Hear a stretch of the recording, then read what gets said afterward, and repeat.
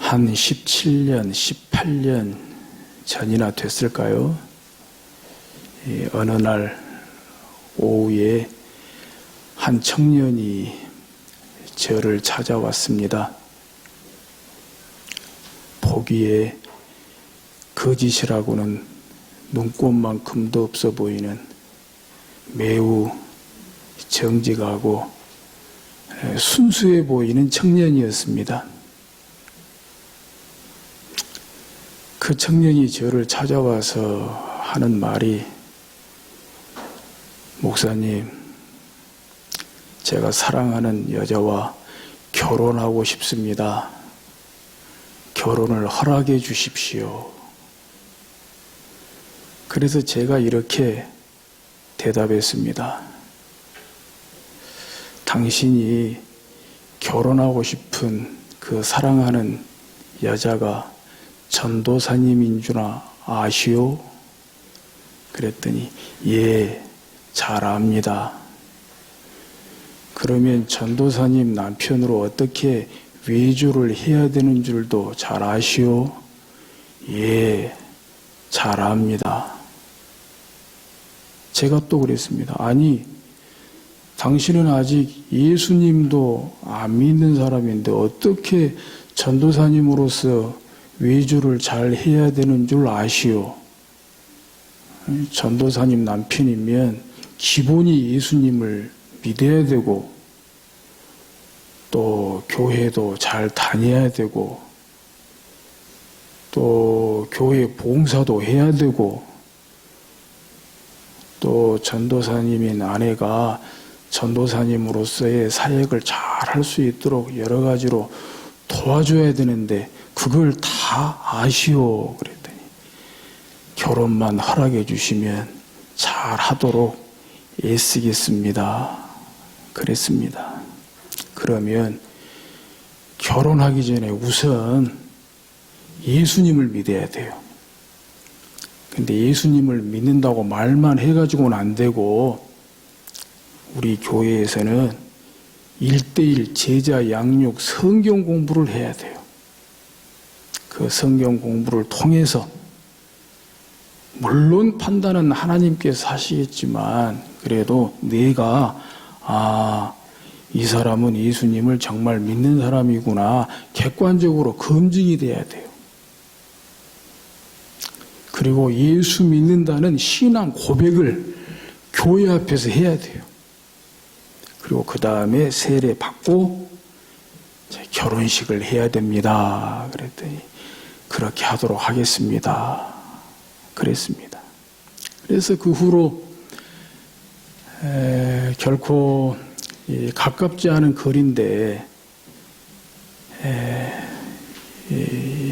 퇴근하고 교회까지 오면 못해도 한 40분이 걸리니까 빨리 모이면 한 9시 반 뭐 이렇게 모였습니다. 늦으면 10시. 그러니 끝나는 시간이 뭐 11시가 훨씬 넘을 때가 뭐 다반사였지요.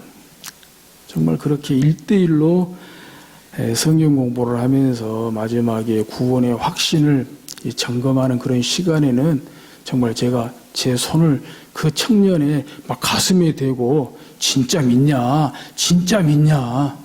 막 확인해 가면서 또 돌아갈 때에는 정말 어쩔 때는 손잡고 어쩔 때는 제가 머리에 손 얹고 그 청년의 영혼을 위해서 기도를 해드렸습니다.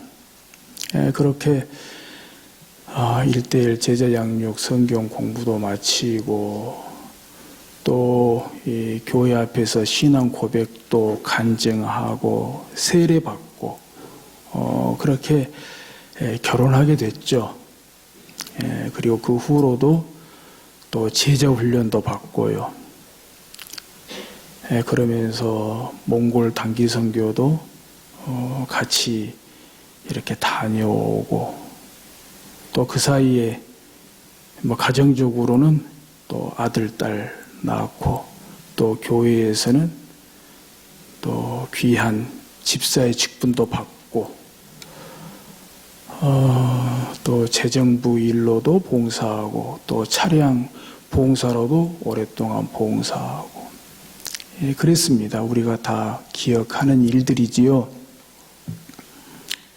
그만하면 참 감사하지요. 그만하면 행복한 가정을 이루었다고 볼 수 있지요. 그런데 불과 일주일여 전에 하늘이 무너지고 땅이 꺼지는 슬픔을 당했습니다. 세상에서 가장 소중한 사람, 사랑해서 결혼하고 싶었던, 그래서 결혼했던 가장 소중한 사람을 잃는 그런 슬픔을 당했습니다. 그런 고통을 당했습니다. 그 슬픔을 어떻게 견딜지, 그 고통을 어떻게 이겨갈지 저희들로서는 기도할 것밖에 없습니다. 부득이 장례도 가족 장례로 치르는 가운데 교회로서는 개인적으로 조문하고 또 감사하게도 허락을 해줘서 부분적으로 장례 예배를 드리게 됐습니다마는 참 그때 제가 볼 때 더 마음이 아프고 괴로웠던 것은 우리 사랑하는 양 집사님이 너무 잘 참고 있다는 거예요. 너무 애쓰면서 그 장례식을 지키고 마지막 떠나 보내는 순간까지도 너무 잘 참고 있는 것이 저로서는 너무 미안하고 가슴 아프고 괴롭고 고통스러웠습니다. 저나 여러분들이나 다 같은 마음일 거라고 믿습니다. 그럼에도 불구하고 오늘 주신 말씀 가운데에서 시편 119편 50절에 이 말씀은 나의 고난 중의 위로라. 주의 말씀이 나를 살리셨기 때문이다. 고난 중의 위로라고 말씀하십니다. 주의 말씀이 나를 살리셨다고 말씀하십니다. 여러분, 정말 이와 같은 슬픔과 고난과 고통 가운데에서 과연 이 말씀이 세상에서 가장 소중한 사람을 보낸 그 사람에게 위로가 될까요? 정말 하나님의 말씀이 세상에서 가장 소중한 사람을 보낸 그 사람에게 살리는 것이 될까요? 아니, 여러분은 어떻습니까? 정말 고난 중에 위로가 되십니까? 정말 하나님이 주시는 말씀 때문에 살 것이라고 믿습니까? 하나님, 고난을 주시지 말든지 위로하시지 말든지, 고난도 고난 나름이지 어떻게 이런 고난을 주십니까? 이 고난을 어떻게 감당하라고요? 어떻게 이겨라고요?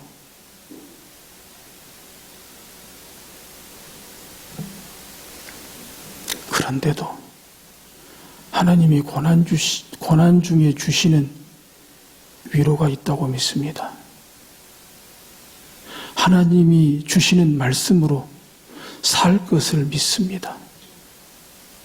왜냐하면 누구보다도 우리 하나님 아버지께서 그런 고난을 세상에서, 아니 천지 만물 가운데에서 가장 소중한 아들을 잃어본 적이 있습니다. 유일하신 독생 성자, 하나밖에 없는 그 그 아들을 십자가에 내어주셨습니다. 십자가에 못 박혀 돌아가시는 것을 우리 하나님 아버지가 겪어보지 않았습니까? 그래도 우리는 위로가 되든지 안 되든지 위로해 줄 사람이라도 있잖아요. 그런데 우리 하나님 아버지는 하나님의 아들 예수 그리스도께서 십자가에 못 박혀 돌아가실 때 누구에게도 위로받지 못했습니다. 누구도 위로하지 않았습니다. 십자가에 못 박혀 돌아가신 우리 주님도 누구에게도 위로받지 못했습니다. 심지어 하나님 아버지께조차 버림받았습니다. 그것이 마태복음 27장 가운데 잘 나와 있지 않습니까? 예수님께서 십자가에 못 박혀 돌아가실 때 특별히 정오 12시부터 오후 3시까지 온 땅에 어두움이 덮였다 그랬습니다. 이것을 몇 가지로 해석할 수 있지만 그 중에 한 가지 문학적으로 해석하고 표현할 때 하나님 아버지가 아들 예수 그리스도께서 십자가에 못 박혀 죽는 것을 참아 보지 못해서 눈을 감아버린 것이라고 그렇게 문학적으로 표현을 하기도 합니다. 정말 그랬을 것 같습니다. 어떤 아들인데 세상에 천지만물 가운데 하나밖에 없는 아들인데 아버지 뜻에 순종해서 하나님의 아들 포기하고 사람의 아들로 오셔서 죽기까지 복종하셨는데 그것이 아버지의 뜻인데 그럼에도 불구하고 하나밖에 없는 아들이 십자가에서 못 박혀 살찢겨 피 흘려 고통하며 절규하며 죽는 그 고통, 그 모습을 차마 눈뜨고 볼 수 있는 아버지가 세상에 누가 있겠습니까? 그래서 문학적으로 표현할 때에는 그 십자가에서 죽는 그 모습을 차마 볼 수 없어서 눈을 감아버린 것이다. 그렇게 표현합니다. 우리 예수님은 또 어떻습니까?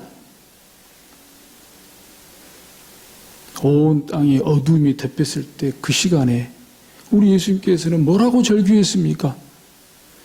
엘리 엘리 라마 사박다니 나의 하나님 어찌하여 나를 버리셨나이까? 아들로서 아버지를 아버지라고 부르지도 못했습니다. 엘리 나의 하나님 왜? 우리 죄를 대신해서 죽으니까요. 우리 죄를 대신해서 죄인으로서 죽으시니까요. 죄인으로서 죽는데 어찌 아버지를 아버지라고 부를 수 있습니까? 그래서 나의 하나님 어찌하여 나를 버리셨나이까? 누구에게도 위로받지 못했습니다. 아버지께도 위로받지 못하고 아버지께도 버림받았습니다. 그래서 말입니다. 우리 하나님 아버지는 고난 중에 위로받는 것이 얼마나 중요하다는 것을 아는 거예요. 고난 중에 위로받아야 된다는 것을 아는 거예요. 우리 주님 예수 그리스도께서도 그 고난 중에서 얼마나 위로가 필요하다는 것을 아는 거예요. 우리 하나님 아버지는 위로받지 못했지만 우리 주님 예수 그리스도는 위로받지 못했지만 그래도 우리에게는 위로가 필요하다는 거예요. 우리에게는 위로가 필요하다는 거예요. 위로받아야 산다는 거예요. 위로가 되든지 안 되든지 위로받아야 산다는 거예요. 한 말씀만 하옵소서. 그래도 말씀을 들어야 산다는 거예요. 말씀을 붙들어야 산다는 거예요. 말씀이 살린다는 거예요. 그래서 이 말씀은 나의 고난 중에 위로라고 말씀하시는 것입니다. 주의 말씀이 나를 살리셨기 때문이라고 말씀하시는 것입니다. 오늘 부득이하게 참석을 못한 것 같습니다마는 우리 사랑하는 양집사님, 지민이, 혜인이를 비롯한 모든 사랑하는 가족들에게 정말 우리의 하나님의 위로하심이 있기를 빕니다. 하나님의 위로하심으로, 하나님의 말씀으로 이 슬픔, 이 고통을 듣고 일어설 수 있기를 주의 이름으로 간절히 축원합니다. 또한 우리에게도 같은 마음으로 슬퍼하는 고통 가운데 있는 우리 가운데에도, 우리 교회 가운데에도 하나님께서 위로하시고 하나님의 말씀으로, 믿음으로 굳게 일어설 수 있기를 주의 이름으로 축복합니다. 그래서 우리는 여전히 위로를 받아야 됩니다. 52절에 여호와여 주의 옛 규례들을 내가 기억하고 스스로 위로하였나이다. 아멘. 스스로 위로하였나이다. 위로받는 것입니다. 위로받기 원합니다. 하나님 위로받기 원합니다. 하나님의 위로받기 원합니다. 이것이 나의 결심이 되고 이것이 나의 결단이 될 수 있기를 주의 이름으로 축복합니다. 53절 54절에도 주의 율법을 버린 악인들로 말미암아 내가 맹렬한 분노에 사로잡혔나이다. 내가 나그네 된 집에서 주의 율례들이 나의 노래가 되었나이다. 이 슬픔, 이 고통, 오늘 본문에서 말씀하신 대로 표현하면 맹렬한 분노에 사로잡혔을지라도 그럼에도 불구하고 주의 율례들이 나의 노래가 되었나이다. 하나님의 말씀이 나의 노래가 되고 하나님의 말씀이 나의 시가 되고 하나님의 말씀이 나의 기도가 되고 하나님의 말씀이 나의 찬송이 되어야 될 줄로 믿습니다. 그렇게 될 수 있기를 우리 사랑하는 양집사님, 지민이, 혜인이, 모든 사랑하는 가족들 20년 넘게 함께 살아왔던 우리 모두에게 임하기를 주의 이름으로 축복합니다. 그렇게 할 때 우리 하나님께서 우리를 살리실 줄로 믿습니다. 우리를 지키시고 보호하시고 보살피실 줄로 믿습니다. 56절의 말씀입니다. 내 소유는 이것이니 곧 주의 법도들을 지킨 것이니이다. 내 소유는 이것이니 내 소유는 이것입니다. 여기에서 말씀하고 있는 소유는 살다라는 뜻입니다. 살다라는 뜻입니다. 내가 이것으로 살겠습니다. 하나님의 위로하심으로 살겠습니다. 하나님의 말씀으로 살겠습니다. 하나님의 말씀을 지킴으로 살겠습니다. 여기서 지킨다는 뜻도 보호하다, 보살피다는 뜻도 함께 포함이 되어 있습니다. 내가 사는데 하나님의 말씀밖에 없어요. 하나님의 말씀밖에 없어요. 하나님 말씀 지키겠습니다. 라고 할 때에 하나님께서 우리 사랑하는 양집사님도, 지민이도, 혜인이도, 그 모든 가족들도, 우리들도 하나님의 말씀을 지켜서 하나님의 보호하심을 받고 하나님의 보살피심을 받고 하나님의 보호하심을 받아서 하나님의 보살피심을 받아서 그 위로하심으로 그 말씀의 능력으로 하나님의 말씀을 지켜서 살아가고 살아내는 우리 모두가 다 될 줄로 믿습니다. 그 하나님의 은혜, 그 하나님의 위로하심이 우리 가운데 강같이 흘러 넘치기를 주의 이름으로 축복합니다. 그리고 김정숙 전사님의 장례식 기간 비슷하게 한 아들을 이렇게 암투병 가운데 먼저 하늘로 떠나보내고 그 아버지가 이 장례식 중에 쓴 편지가 있더라고요. 이걸 읽어드림으로 오늘 설교를 마치려고 합니다. 아들이 걸었던 산책길, 그 길을 걸었다. 아내와 함께 아내의 설명을 들으며 아들이 발병 후 운동 삼아 엄마와 함께 걸었던 동네 길이다. 그는 무슨 생각을 했을까? 타들어가는 생명의 불꽃을 느끼며 생명의 애착과 씨름하며 걸었을까? 아니, 숨기도 하며 걸었을까? 그는 엄마에게 자연이 아름답다고, 이 동네에 이사 오길 잘했다고, 그동안 너무 바쁘게 살았다고, 이젠 쉬어가며 살아야 하겠다고. 나무, 바다, 하늘로 이어진 길. 그래서 이 길 넘어 길로 갔니? 저 하늘길로 쉼을 찾아갔니? 돌아오지 못할 길로? 내가 짧게 머물던 집으로 돌아오며 우리 다시 만날 하늘집을 그린다. 넌 이 집으로 다시 오지 않겠지만 엄마와 하늘집으로 찾아가마. 곧 머지않아 아들이 하늘로 떠난 셋째 날. 우리는 훗날 천국에서 우리 고 김정숙 전사님 다시 만날 날을 기다립니다. 그때 다시 만나서 우리 서로 반갑게 만날 것을 기다립니다. 우리 같이 만나서 서로에게 고마웠다고 말할 수 있기를 간절히 기다립니다. 다시 한번 하나님의 위로하심이 사랑하는 가족들에게, 우리 모두에게 있기를 주의 이름으로 축원합니다.